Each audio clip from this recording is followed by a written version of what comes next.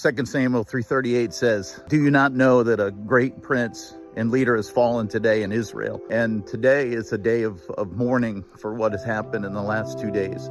The assassination of Charlie Kirk is heartbreaking. Many are making analogies of Stephen, who gave his life as a martyr, whose words could not be stopped because he was full of the Holy Spirit. And what we see in this story is that a man continued to speak fearlessly and boldly.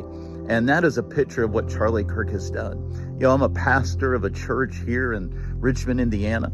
You know, TPUSA, we've been connected with them for over the last 5 years. They have actually supported me as a pastor financially to help go to conferences and do things that maybe I wouldn't be able to do otherwise. And it's opposite. I mean, the church should have been supporting TPUSA, but instead TPUSA is saying, listen, we'll take care of pastors. We want them to be knowledgeable and know how to stand up and speak truth to the congregants.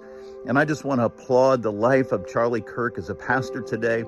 And I want to encourage you, if you are grieving over what has taken place, as I am, and so many of our nation, at the assassination of Charlie Kirk, because he spoke out boldly that people could not handle his words.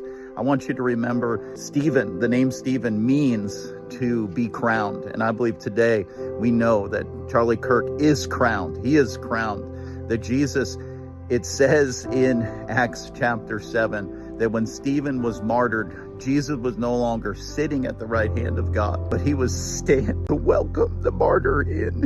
And I believe that Charlie Kirk, that Jesus stood to welcome Charlie into the kingdom. And I want to encourage you today that as Stephen was perishing, he said, Father, forgive them. And so today we choose to forgive those who have wrought this evil against this man.